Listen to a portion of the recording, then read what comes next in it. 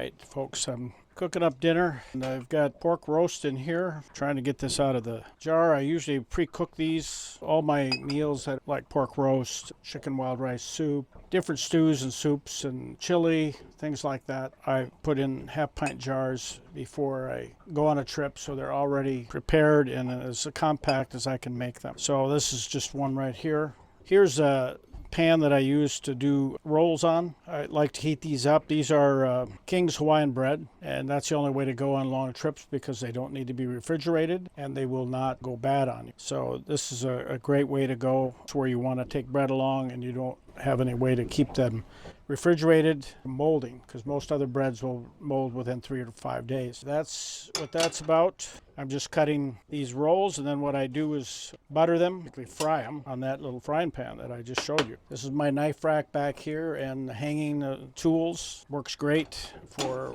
what it's designed to do. It really saves space by having everything up there behind that. The only thing I will say is that if you're going to use, if they get wet, they will rust that metal bracket. So what I do periodically is I'll take all the tools off and then steel wool that, clean it up to keep it from getting too corroded looking. That's lasted now, this will be the 3rd or 4th year, I can't remember which. It's holding up well. I also use this, this is Land O'Lakes butter with canola oil. I use this because usually the temperatures, like right now, outside temperature is about 45 degrees. Let me double check. Well, it's up to 47 now. The sun's come out a little bit. But it was 45 degrees, and that temperature, regular butter is almost impossible to spread. I use this, it tends to this gets too soft too, so there's a downside to that. I've got a salad in the refrigerator chilling the bowl, and in a minute I'll bring that out, go ahead and prepare the salad. It looks like I'm going to have to give this some help. It's not going to come out of here. Too much suction.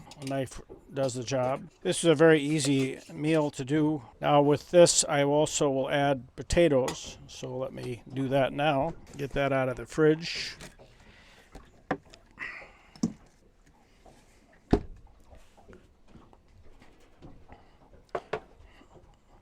And I pre-cook these potatoes, not completely cooked so that they don't get too mushy. Basically, there's enough here for 3 meals in this container, and I bring 2 of these containers on the trip.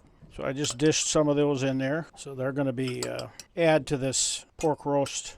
All right, let's see. I got pretty close there. Give them a few more. I think that's enough. And like I said, the salad is getting cooled. I think we'll go ahead and prepare that, because when I heat up the rolls only take a few minutes, and this is very quick. This with steel pot tends to heat up very rapidly. Here's the salad. I usually put a few carrots on it, cheese, and then I have sunflower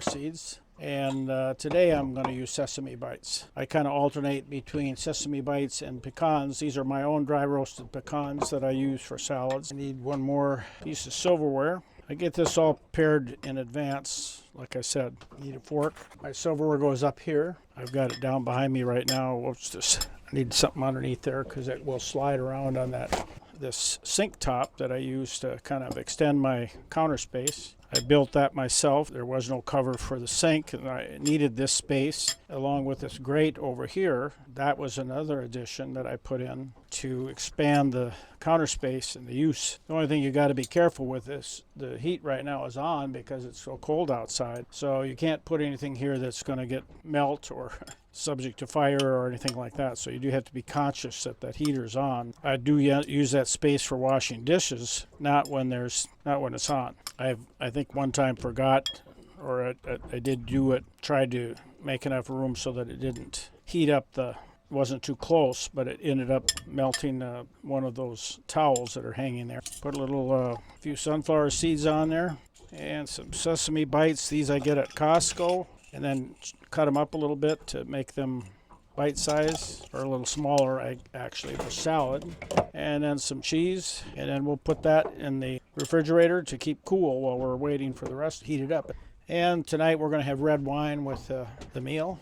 Last night, the Ontario Provincial Police contacted White Bear Police, where I live. Evidently, they felt the truck where it was parked with the trailer was suspicious. I'm sure it's because it was parked there for so many days, and they probably figured there's a body floating around out in the lake here someplace. Contacted White Bear police, who then eventually got a hold of my daughter, who was out in the Black Hills of South Dakota. And then she in turn contacted me and said they're all trying to contact me. Well, I'm still trying to get a hold of this attachment up in covers Long Lac, the town of Long Lac, which is right at the head of the lake. So far, I've had no luck. We're working on that. So while I'm waiting for them to respond, I will go ahead and cook dinner. So we'll just get that started, give that a little time, and then we'll heat the rolls.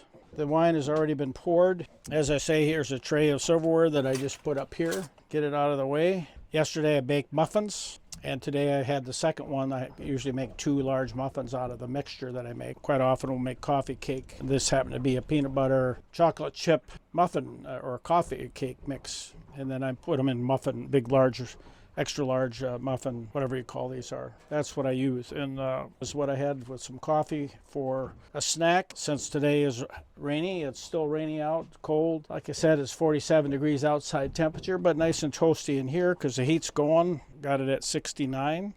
We'll get a wooden spoon here to mix up our thing after it gets warm. And then we'll put the bowls over here to keep those, try to heat those up a little bit so they're not cold when I put the pork roast and potatoes in there. I need a hot pad holder on the table to put the hot rolls on. I'll put this over here so I can see what I'm doing here. Tried to find a way that I could set up the camera. The quarters in here are pretty tight, so to set up a camera to film while I'm cooking is difficult to do. So what I have is the head door is open, and I've got the tripod partly set in the head so that it looks out on the galley here, so you can see a little bit about what I'm doing. I'm wearing a vest because it's been cool all day. I took a nap and I woke up and I think it was 64 degrees inside the cabin. Not cold, but brisk, so I tend to wear the vest then. Stew is heating. It's not really a stew. The actual pork roast that I'm using is Schwann's, and I just pre-cook it ahead of time, and the way I'm cooking it, it ends up being kind of a stew. Technically, when you buy it, it's just what they call their fire-roasted pork roast. It's one of my favorites. It's really good. If you are in Schwann's country, I recommend it. And these are a couple of racks that I set up. I think I got those off Amazon. I can't remember exactly. This one was here. But the rack, I added the towel rack here, and I've added this, like I said, this grate down below here that you can kind of see is, I'll lower the camera just a little bit so you can see that a little better. There's previous videos of that grate that are better pictures than this one is. A lot of this stuff I've done before. You've watched all my videos, you would know that. I pointed out anyway. Over here I've got a box of red wine, my Bailey's, Kleenex, a box of implements back here, some more jars of nuts and chocolates and peanuts and things like that for snacking back there. The space is very tight, but it's well organized, and that helps be more efficient. All right, it's starting to warm up a little bit, so we'll distribute this meat a little bit. It looks like the meat needs to be cut up a little bit. Fork's been used before, so I'm not going to use that again. We'll grab another one. Break up the meat a little bit better so it's easier to eat instead of in big chunks, because that's how when you buy this fire roasted pork from Schwann's, it comes in big chunks. And if you're eating it just as a meat, that's fine, but I'm using it kind of mixing it in with the potatoes. It makes it easier on a trip like this than trying to do separate plates. Wind's been up a little bit this afternoon. All right, that's getting warm, so I'm gonna cover that up, and then we'll get the rolls started, get those browned up. It doesn't take much heat to get these brown, so you got to be really careful, or they'll burn them in a hurry. So you got to watch it. And I'll give you a picture, the camera set up so that I can at least take a picture of it when it's ready. A hot pad for the rolls, so that I can set the rolls right on the table. And then I just put this in a bowl. I'm warming the bowl a little bit next to the flame so that it warms that up a little bit. I'm not real hungry because I had that coffee cake. Pretty filling. Not really that hungry, but I will be later if I don't eat now. So I'm trying to think of anything else that might be of interest to you. You can't really see too much of the cupboards, but I guess I could put that down a little bit and show you down here. These are...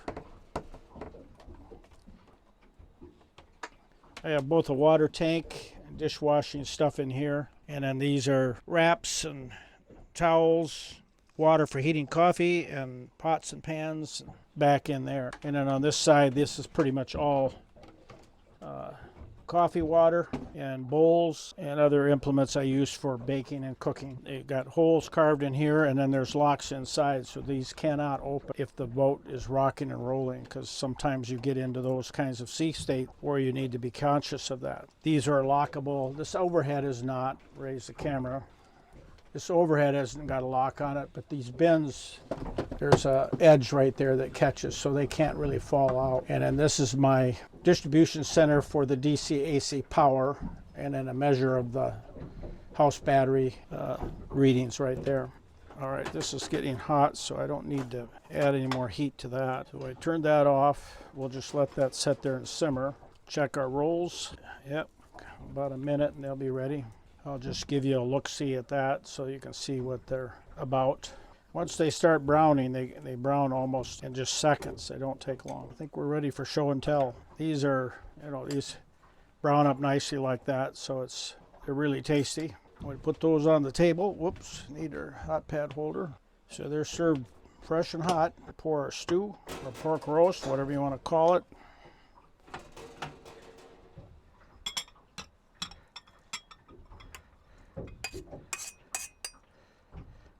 There it is, just like downtown. It's great, it's nice because you can just put a hot pan right on there. You don't have to worry about it. We'll put this on the table. And I think I better put a hot pad underneath it because it's pretty hot. And then we'll get our salad out. That's been in the cooler, refrigerator.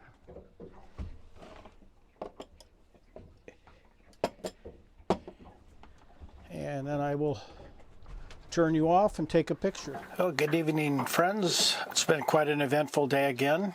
Last night, my daughter was contacted by the White Bear Lake Police where I live. She was out in the Black Hills of South Dakota. Her family's traveling around in a trailer right now. About 10:30 at night, they called her and said that Ontario Police had contacted White Bear Lake Police and said that they had a concern. There was a truck that was they found that I owned that was of a suspicious nature. I have no idea what that means, but long and the short of is that they contacted White Bear Lake Police, who contacted my daughter. How they got her number, I don't know. She is a normal emergency contact for me. At any rate, she was kind of half awake and didn't get all the information, but sent me a message late at night. I didn't get it till this morning, and I immediately started to try to work out what was going on. The more I thought about it, I decided it was probably, it's a small town up there, and they noticed the truck was parked there for days on end. I've been out now almost 10 days, and they probably thought, there's a body floating around out there on the lake someplace. They never came back. Well, I understand that, and I appreciate their concern and trying to check to make sure I was okay. The White Bear Lake Police did kind of describe it as a welfare check, so I think they were just concerned that I might be out on the lake someplace and broke down or a body floating in the lake. So on my end, I've been trying to get phone numbers and contact email addresses for these police agencies so I can find out what's going on and whether or not my truck and trailer are still there and they're okay. I have not gotten any contact from anybody. I've talked to Zolio, who is a satellite provider. I asked them for a number and a contact information for the police there in Long Lac, Ontario. They haven't responded. I sent a note to White Bear Lake Police to the number that I had for the officer that reported this and talked to my daughter, and he hasn't responded. I sent emails to the manager of the marina in Long Lac, and he's gone until Tuesday. It's a weekend, and so he's off. Nobody there I'd given him all my personal information and ways to contact me, but it doesn't do any good if he's not there. And then the OPP, the Ontario Provincial Police, they haven't I've sent both an email and a text to a phone number, although I suspect it's an office number, probably doesn't receive text, but the email should be responded to.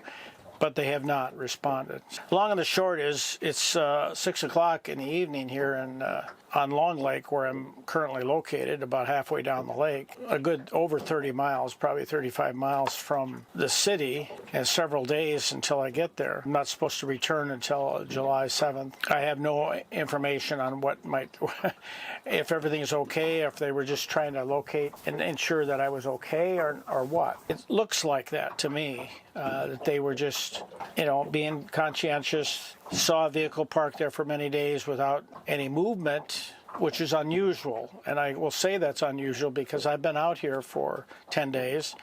In all of 10 days, I've never seen a big boat. I've only seen two 16-foot aluminum craft style boats that definitely would not travel very far on this lake.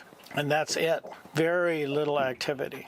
I can understand why a boat trailer and a rig sitting there for days would catch somebody's attention. This lake does have a potential for getting nasty. I had straight line winds of 50 miles an hour the other day. It covered the boat with debris because of the strong winds, and I was not sure I could even stay there because it was that bad.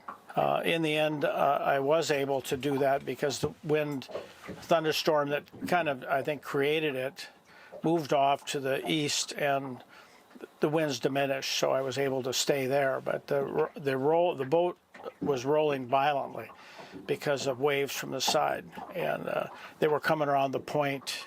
Even though I was protected behind the point, the waves still came around and hit me from the side, and it was rolling the boat violently. People that are local know that this lake can be nasty. Not everybody probably has the experience that I have of being on various waters, all of the Great Lakes, and many of the Great Lakes of Canada, including Great Slave Lake. I know a little bit about what I'm doing, but they don't know that, so they would be concerned if the truck is parked there for a long period of time. So the long and the short is, I'm hoping I get something yet this evening. Those officers that found and reported the rig last night would probably not be coming on duty until later tonight anyway. They may not respond until they get the email or text message.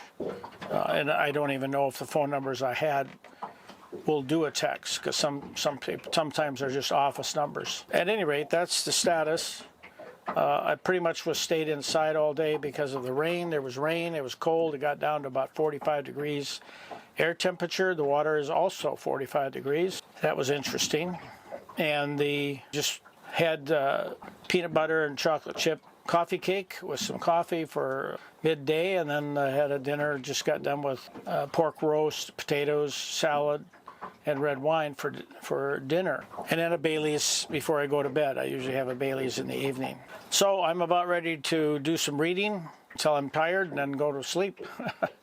I've been struggling to getting any sleep because the mosquitoes have been terrible on this trip, and I don't know where they're getting in. I don't know if they just come in when I open the doors or if they've found some other place. But they've been getting to me, and it's really hard to sleep when mosquitoes are continually attacking you.